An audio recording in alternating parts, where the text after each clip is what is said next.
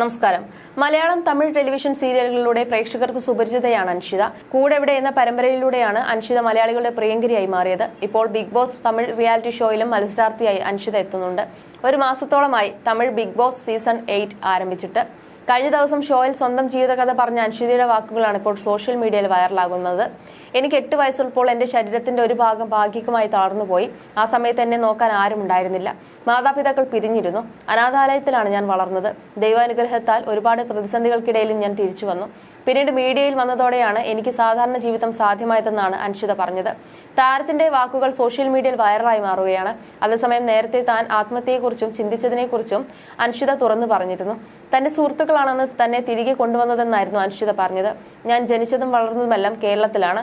നിങ്ങൾക്കെല്ലാവർക്കും എന്നെ ചെല്ലമ്മയായിട്ടാവും അറിയുക. എന്നാൽ അൻഷിതയെ പലർക്കും അറിയില്ല. അൻഷിതയെ നിങ്ങൾക്ക് എങ്ങനെ ഇഷ്ടപ്പെടും എന്ന് അറിയാൻ ആഗ്രഹമുണ്ട്. എന്റെ ജീവിതത്തിലെ എല്ലാ യാത്രയും പ്രേക്ഷകരുമായി പങ്കുവെക്കുന്ന വ്യക്തിയാണ് ഞാൻ. അതുപോലെ ജീവിതത്തിൽ ഒരു പുതിയ യാത്ര ആരംഭിക്കുകയാണ്. എന്റെ അമ്മയാണ് എന്റെ എല്ലാം. അവർ കാരണമാണ് കുറച്ച് ആ പേരെങ്കിലും അൻഷിതയെ അറിയുന്നത്. എന്റെ ചെറിയ പ്രായത്തിൽ തന്നെ മാതാപിതാക്കൾ വിവാഹമോചിതരായിരുന്നു. അന്ന് മുതൽ എന്നെ വളർത്തിയത് അമ്മയാണ്. ചേട്ടനും അമ്മയും ഞാനും അമ്മമ്മയും അടങ്ങുന്നതാണ് എന്റെ കുടുംബം.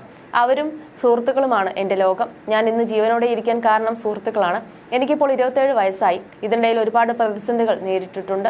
ആ സമയത്ത് ആത്മഹത്യയെക്കുറിച്ച് വരെ ചിന്തിച്ചിട്ടുണ്ട്.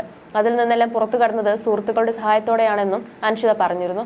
അതേസമയം ഓൺ സ്ക്രീൻ പ്രകടനങ്ങളിലൂടെ മാത്രമല്ല അൻഷിത വാർത്തകളിൽ ഇടം നേടിയിട്ടുള്ളത്. നേരത്തെ അൻഷിതയെയും സീരിയലിനൊപ്പം അഭിനയിക്കുന്ന നടനെയും ചേർത്ത് ഗോസിപ്പുകൾ പ്രചരിച്ചിരുന്നു. നടന്റെ ഭാര്യ ദിവ്യ അൻഷിതയ്ക്കെതിരെ രംഗത്തെത്തിയതെല്ലാം വലിയ വിവാദമായി മാറിയിരുന്നു. രണ്ടാമത്തെ കുഞ്ഞിനെ ഗർഭിണിയായിരിക്കുന്ന സമയത്ത് അർണവിനെതിരെ ഗുരുതര ആരോപണങ്ങളുമായി ദിവ്യ രംഗത്തെത്തിയിരുന്നു. ഗാർഹിക പീഡനം, ഗർഭഛിദ്രത്തിനുള്ള ശ്രമം, അവിഹിത ബന്ധം എന്നിവയെല്ലാമായിരുന്നു ദിവ്യ അർണവിനെതിരെ ഉന്നയിച്ച ആരോപണങ്ങൾ.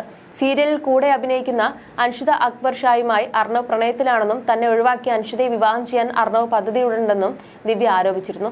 തന്റെ നിശബ്ദത വിഡ്ഢിത്തം തുടരാനുള്ള അനുവാദമല്ലെന്നും പ്രതികരിക്കുമ്പോൾ അത് വ്യക്തവും ശക്തവുമായിരിക്കണമെന്നും താനും അർണവും സുഹൃത്തുക്കൾ മാത്രമാണെന്നും അൻഷിത ഇൻസ്റ്റാഗ്രാമിലൂടെ വ്യക്തമാക്കിയിരുന്നു. ചെല്ലമ്മ എന്ന തമിഴ് സീരിയലിലാണ് അൻഷിതയും അർണവും ഒന്നിച്ച് അഭിനയിച്ചത്. ചെല്ലമ്മയുടെ ലൊക്കേഷനിൽ നിന്നുള്ള ഫോട്ടോകളും റീലുകളുമെല്ലാം ഇരുവരും പങ്കുവെക്കാറുമുണ്ട്. You're watching me on metromatney.com. on metromatney.com. metromatney.com. Subscribe for more videos. Subscribe for more videos. Subscribe here for more videos. Subscribe now. Thank you.